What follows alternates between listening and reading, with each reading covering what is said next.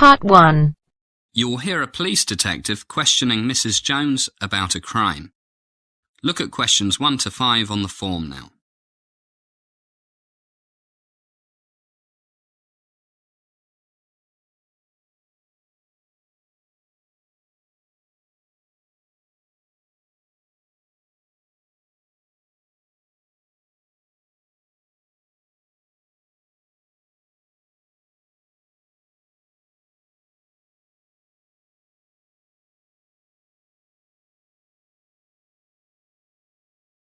Listen carefully and answer the questions 1 to 5. Hi, I'm Detective Smith. I can see you are upset, but I must ask you a few questions about the robbery. Yes, I understand. I'll try to control myself. It was so sudden. I understand. Why don't we sit down and get a cup of tea? Yes, thank you. It's okay. I'm a bit better now. Good. These things can be very disturbing, but we'll take our time. First, I need a few particulars. Let me see. Today is January 7. Now, may I have your name? Yes, Mrs. Mary Susan Jones. Thank you. Age? 38. And your home address, Mrs. Jones? Yes, it's 39 Rose Garden Terrace. Telephone numbers? I only have a home number, 4834-6290. Okay. I only came out to buy some milk. I never dreamed... Yes. Now, try to relax. What time did you come into the shop, Mrs. Jones? It was exactly 11:15. I looked at my watch just before coming into the shop. I was worried I might not get home in time to make my husband's lunch. Look at questions 6 to 10.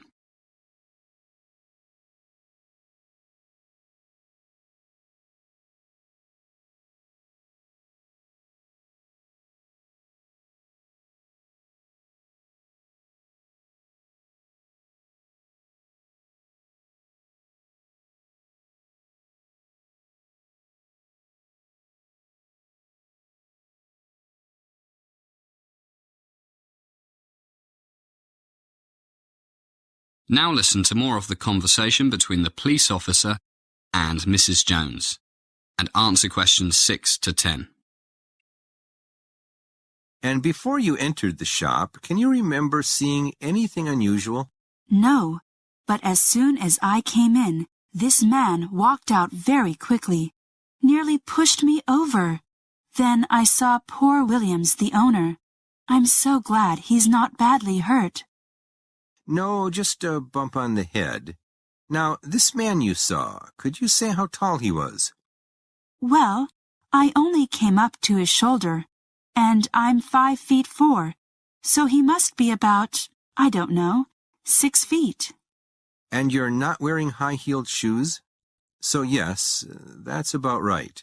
But we have to use the metric system now, so that makes him about 180 centimeters. Did you see his face? Not really. I didn't look up. I was so annoyed. But I do know he was wearing a black hat. I saw it as he was walking out of the door. One of those things cowboys wear. Did you notice what color hair he had? I didn't really see it, what with his hat, and me trying to keep my balance. What about the rest of his clothes? He had a jacket on. I think it was dark blue. No, gray. Oh dear. I can't really say for sure. It all happened so quickly.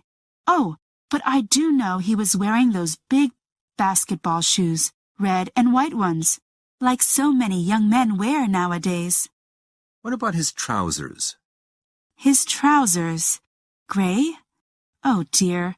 I can't really say. I just know they were dark. Was he fat, thin, average? Very thin, skinny. That's very useful information, Mrs. Jones. With a bit of luck, he's still around, but I expect he's got off the streets by now. I do hope you catch him. It's terrible. That is the end of part 1. You now have half a minute to check your answers.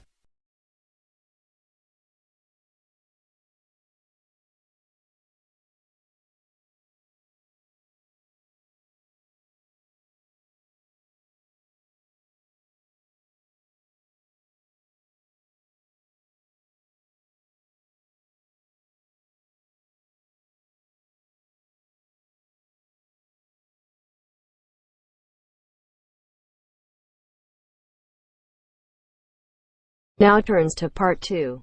Part 2. You're going to hear an introduction to Big Town University's resources by the Head of Student Services. First, look at questions.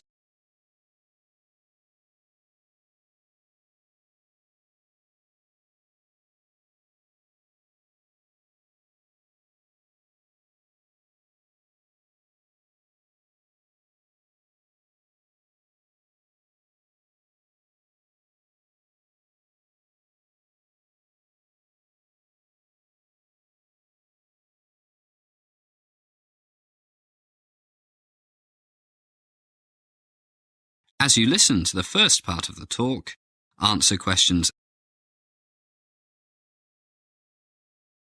Good morning, everybody.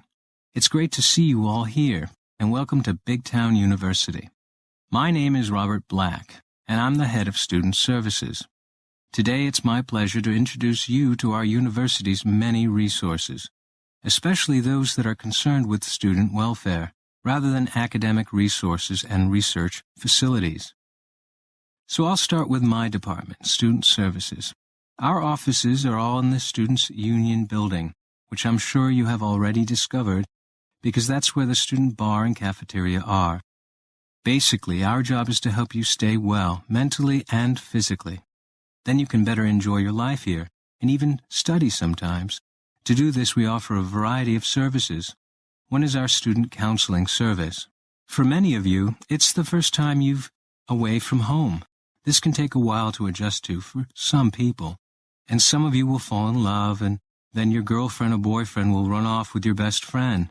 Some people look at this philosophically and say, who cares, there are plenty of fish in the sea, and then get on with life. But a few will think it's the end of the world and get depressed. Then there's the pressure of your schoolwork, which usually affects not the less clever or the most hard-working students, but those who don't manage their time properly and leave everything to the last minute.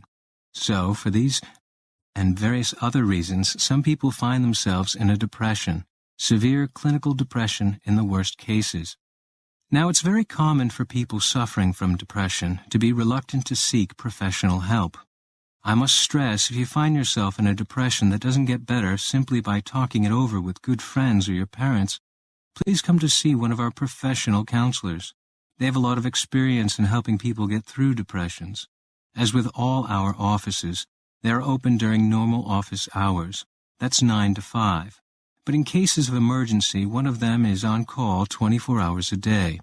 You can see the Student Services emergency number on the first page of your student handbook. Now look at questions 17 to 20.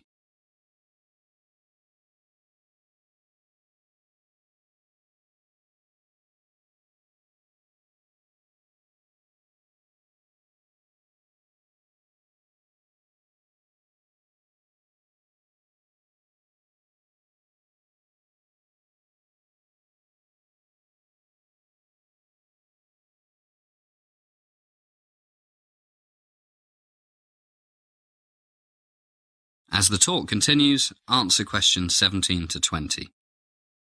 Well, I do hope my talking about depression hasn't made any of you feel depressed. Another one of our services is the Student Housing Office. I won't say much about this because most of you will have already dealt with the office, either to arrange accommodation in a student residence or to help you find somewhere to live off campus. We have a database of off-campus housing that is updated almost daily, so if any of you are still looking, then please drop in. Now, what about fun? As you can read in the handbook, the Students' Union has dozens of clubs. Chess Club, Chinese Club, French Club, Choir, Conservative Club, Liberal Club, the Green Club, which works very closely with the University Maintenance Department as well as other environmental groups. And for those of you who like mountains, there's a climbing club. Well, it would take me all day to list all of our clubs and societies, and of course all the sports teams. But I do recommend that you join one or two of them. It's a great way for new students to make new friends. Mentioning sports, our brand new fitness center opened last week, and the indoor swimming pool has just been renovated. They are open from 6 a.m. to 11 at night, 7 days a week, except for holidays like Christmas and the New Year. Of course, they are free of charge for students. Just show your student card. I really must recommend that you check out the new fitness center. It's got all the very latest in high-tech strength training machines, free weights room, everything you'd expect for over $25 million. Okay, we've covered counseling, housing, clubs, sports, keeping fit. What else should I mention? Oh, yes. If you're doing all these sports, climbing mountains and things, you might need to go to our sports medicine clinic. It's in the Student Health Center, which is conveniently located between the fitness center and the athletics stadium, not the football stadium. People play games and exercise 7 days a week, so the clinic is open 7 days a week, from 9 a.m. to 6 p.m. The regular medical services in the Student Health Center are open from 8 a.m. to 9 p.m., although there's always a nurse on duty for emergencies. Treatment is free only if you have registered with the provincial health plan, so make sure you take your health plan card with you if you have to see the doctor. Well, I think I've covered enough for now. I won't talk about the library or the teaching facilities, because you'll soon learn everything you need to learn when classes start on Monday. Thank you, and good luck to you. That is the end of part 2. You now have half a minute to check your answers.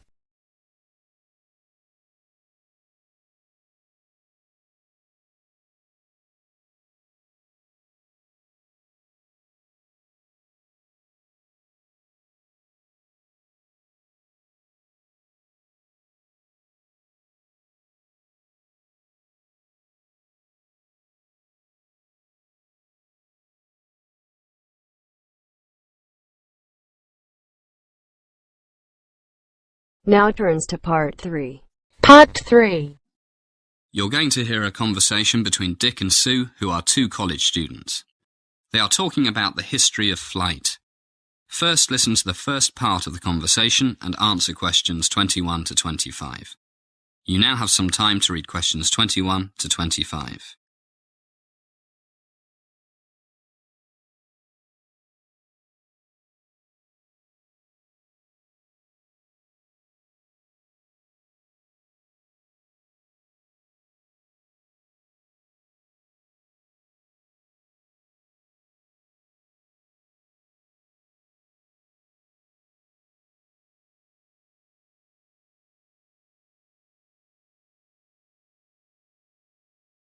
Hi, Sue.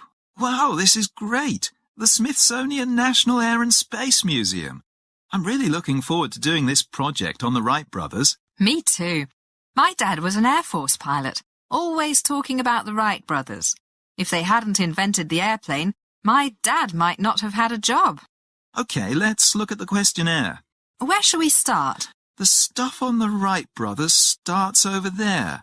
Okay, first questions. First names, Wilbur and Orville. Everyone knows that. Then when and where they were born. Oh, and died. Let's see. Wilbur, the third son, was born on a farm in Indiana on April the 16th, 1867, and died of typhus in 1912. Pretty young, eh? Oh, and in 1965, he was selected for the Hall of Fame for Great Americans. Make a note of that. Okay. And what about Orville? Here we are, born in Dayton, Ohio in 1871, died 1948. Doesn't say why or where. We'll find out later. What's next? What got them interested in flying? As the conversation continues, please answer questions 26 to 30. You now have some time to read questions 26 to 30.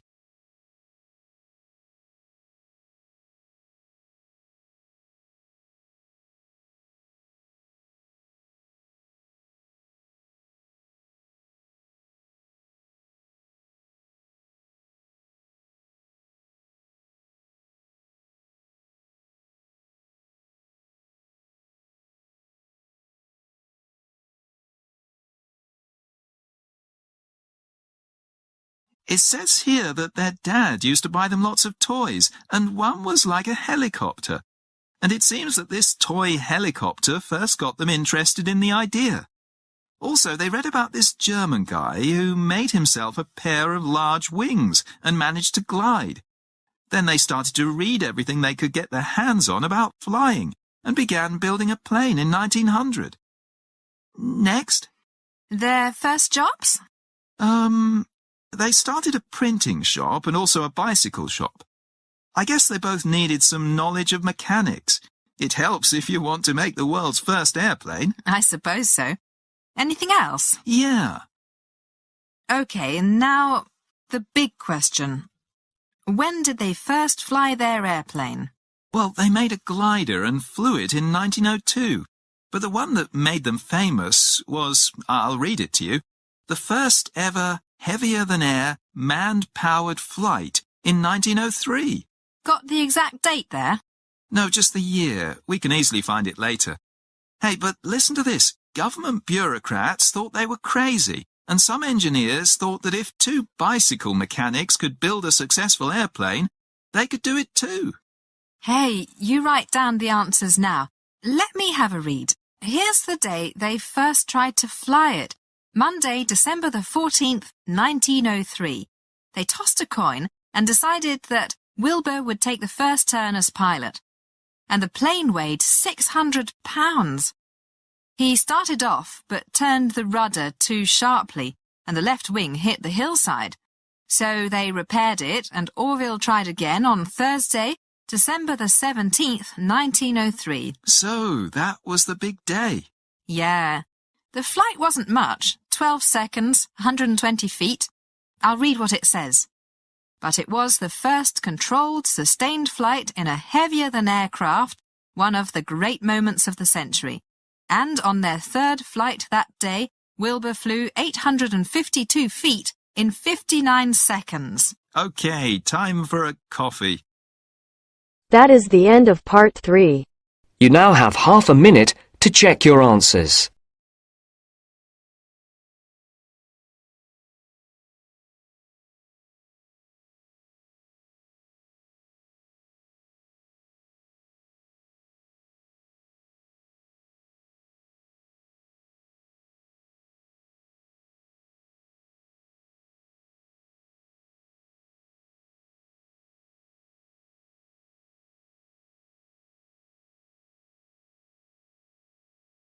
Now turns to part 4. Part 4. You're going to hear a talk about ecological functions of forests. You now have some time to read questions 31 to 40.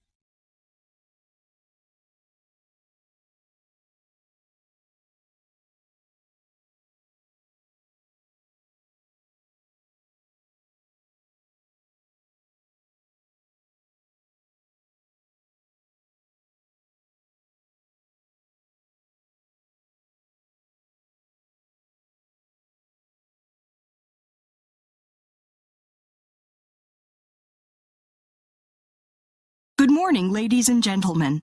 First, I would like to say how happy I am to have this opportunity to address this committee and hopefully contribute to our country's policy in respect to the importation and use of wood and wood products. I will start with a brief introduction to the current situation of the world's forests and then give you an overview of the various services that forests provide. By services, I mean benefits to people as well as wildlife. Until recent years, these services have been greatly undervalued. The rate of deforestation worldwide is astounding. The Rainforest Action Network estimated in 1999 that 2.4 acres, that's 1 hectare, about the size of 2 football fields, was being lost not every day or every hour, but every second. An area larger than New York City every day.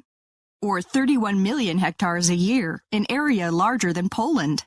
Despite the efforts of environmental groups and concerned people all over the world, the rate of deforestation has increased in recent years. The results of global deforestation are far-reaching. It means the loss of habitat for numerous species of plants and animals. It is a major factor in the warnings from scientists worldwide that, if mankind does not change how we treat our planet, 50% of species could be extinct by the middle of this century. I am sure you all know what this loss of biodiversity would mean for us humans. The loss of genetic resources would seriously threaten our food security. For example, to maintain resistance to pests and diseases, our major cereal crops, rice, corn, and wheat, need to have genes introduced from wild relatives every few years. And who knows what new medicines we would be losing, especially with the destruction of tropical forests, which, like coral reefs and wetlands, are especially rich in biodiversity. And then there's global warming, a problem that threatens the very existence of civilization, but one which, with the exception of some northern European countries, is not treated with the urgency it deserves. Forests are important carbon sinks, taking in atmospheric carbon dioxide and storing it in their wood and the soil. Moreover, they are mostly destroyed by logging and fire. Burning releases carbon dioxide, and decaying vegetation releases methane into the atmosphere. These are both major greenhouse gases. It is estimated that 1/3 of the increasing levels of carbon dioxide and methane in the atmosphere come from deforestation. In addition, healthy forests and the soil under them that they protect store water when it rains and slowly release it during dry seasons. Take away the trees and you have floods in the rainy season and drought in the dry season. We have seen more and more of this in recent years in Haiti, Indonesia, China. Look at this year's devastating floods in Bangladesh due to rapid deforestation in the Himalayas and many other countries. I have mentioned protecting the soil. Most of the landslides that killed hundreds of people and destroyed thousands of houses during the hurricane that hit Haiti this year would probably not have happened if virtually all of Haiti's forests had not been cut down for fuel. Another important ecological function of forests is their role in the hydrological cycle. Rain falls. Some of the water moves through the soil to feed streams and rivers. The rest evaporates into the air, providing moisture for clouds and rain hundreds of kilometers downwind. Break this cycle and the people downwind have less rain for agriculture and other uses, and the people downstream face a greater risk of floods. This effect is now seen very clearly in the Amazon, Central Africa, and elsewhere. And we must not forget coral. Coral reefs are essential habitat for countless thousands of fish and other marine species. Over 50% of these important parts, important economically, not just beautiful things to look at, of the marine ecosystem are now damaged. The main reasons are warmer seawater, chemical pollution, and dynamite fishing, but eroded soil from deforested land that runs into the sea is another. Corals need clean water to survive.